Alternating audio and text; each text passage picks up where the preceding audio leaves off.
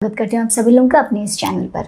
आज के इस वीडियो में हम डिस्कस करने वाले हैं डेक्सोरेंट सिरप के बारे में। डेक्सोरेंट सिरप जो होता है ये एक न्यूट्रिशनल सप्लीमेंट है जो कि कुछ एक न्यूट्रिशनल डेफिशिएंसीज को कवर अप करने के लिए, ठीक करने के लिए, रेस्टोर करने के लिए एडवाइस किया जाता है।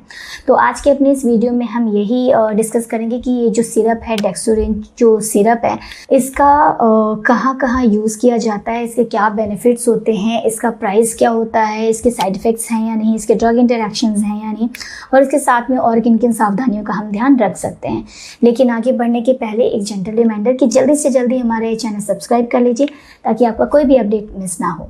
तो आगे बढ़ते हैं और सबसे पहले बात करते हैं इसकी प्राइस की। तो इसका जो प्राइस है ये 200 ml की एक बॉटल 159 रुपीज़ की आती है। अब बात करते हैं इसके यूजेस की, इसके बेनिफिट्स की।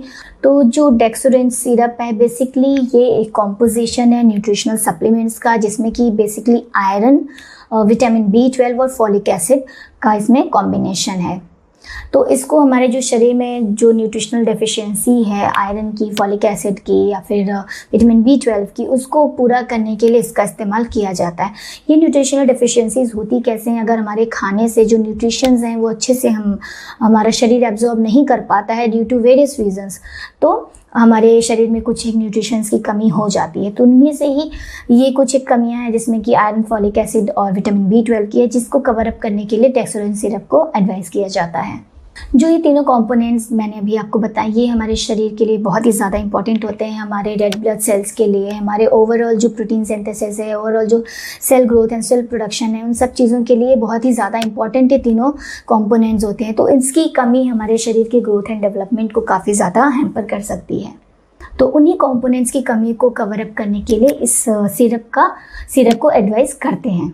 तो इस सिरप को लेना कैसे होता है? जिस डोज में कहा गया और जितने ड्यूरेशन के लिए कहा गया है उसी तरीके से इस सिरप का इस्तेमाल करना चाहिए। हालांकि पीछे लेवल पे भी दिया रहता है एंड डॉक्टर भी आपको आपकी कंडीशन के हिसाब से इसका डोज और ड्यूरेशन दोनों एडवाइस करते हैं। फॉर एग्जांपल एडल्ट्स में 1 टेबल स्पून लेने के लिए कहा जाता है ट्वाइस अ डे। वहीं पे बच्चों में इसका जो डोज होता है वो थोड़ा सा वेरी कर सकता है कि कितना उम्र है बच्चे का और किस कंडीशन के लिए दिया जा रहा है।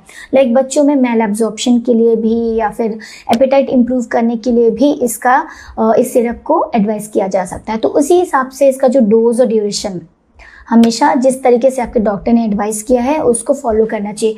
अच्छा, डोज की इंपॉर्टेंस मैंने आपको बताया। ड्यूरेशन की इंपॉर्टेंस ये होती है कि जो आयरन इसमें है उसका ओवरलोडिंग हो सकता है। अगर हम ज़रूरत से ज़्यादा आयरन इंटेक करते हैं तो आयरन ओवरलोडिंग भी हमारे शरीर में हो सकती है, जो कि हमारे शरीर को फर्दर हार्म करती है। तो वो चीज़ से भी हमें बचना होता है। उसके लिए जितने ड्यूरेशन के लिए हमारे डॉक्टर ने, जितने डोज में हमारे डॉक्टर ने इस दवाई को प्रिस्क्राइब किया है, एडवाइस किया है, उतने ही तरीके से, उतने ही हिसाब से हमें लेना चाहिए। सेल्फ मेडिकेशन या कि हम अपने हिसाब से ड्यूरेशन बढ़ा दें, घटा दें, डोज बढ़ा दें, घटा दें, इस तरह से बिल्कुल नहीं करना चाहिए। तो इसका इस्तेमाल कहाँ कहाँ करते हैं, इसको कहाँ कहाँ पे एडवाइस किया जा सकता है? तो जैसा कि मैंने बताया कि जो न्यूट्रिशनल डेफिशिएंसीज़ हैं, आयरन डेफिशिएंसी, अनीमिया है, फॉलिक एसिड डेफिशिएंसी है, ऐसे कंडीशन में कर सकते हैं। ओवरऑल अगर फटीग है, जनरलाइज्ड वीकनेस है, पोस्ट सर्जिकल कंडीशंस हैं, उसमें भी कर सकते हैं। लैक ऑफ एपेटाइट है, मतलब कि भूख नहीं लगती है, या फिर जनरल कमज़ोरी है, इन कंडीशंस में भी किया जा सकता है। बच्चों में मैल एब्जॉर्प्शन की कंप्लेन होती है, ऐसी कंडीशन में भी इसको प्रिस्क्राइब करते हैं। इसके अलावा जो सावधानी ध्यान देने वाली बातें हैं या फिर सावधानी बरतने वाली बातें हैं वो ये हैं कि आप किसी और दवाई का अगर इस्तेमाल करें या फिर किसी और सप्लीमेंट का इस्तेमाल करें, इसके बारे में आपको अपने डॉक्टर से ज़रूर बात करनी चाहिए।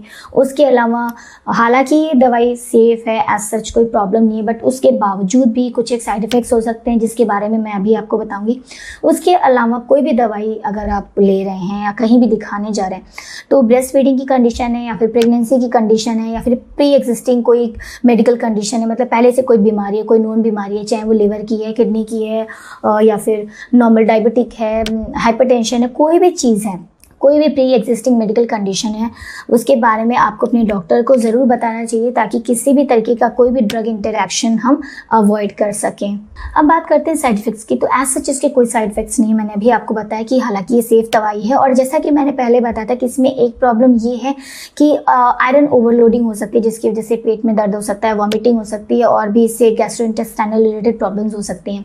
तो अदरवाइज नॉर्मल डोज में इतना कुछ होने के चांसेस होते नहीं है, बट अदरवाइज़ भी अगर आपको कुछ भी ऐसी प्रॉब्लम होती है इस सिरप को लेने के बाद, मान लीजिए कि कोई समस्या आपको होने लगती है, क्योंकि कई बार जो इसके कंपोनेंट्स हैं उससे आपको एलर्जी हो सकती है। तो ऐसे कोई भी कंडीशन होने पे आपको तुरंत अपने डॉक्टर को संपर्क करना चाहिए, तुरंत अपने डॉक्टर से कंसल्ट करना चाहिए। उसके अलावा इसको हमेशा बहुत ज़्यादा गर्म जगह पे नहीं रखना चाहिए, नॉर्मल टेम्परेचर पे, रूम टेम्परेचर पे सेफली रखना चाहिए। ये सिरप फॉर्म में है, बच्चों से दूर रखना चाहिए।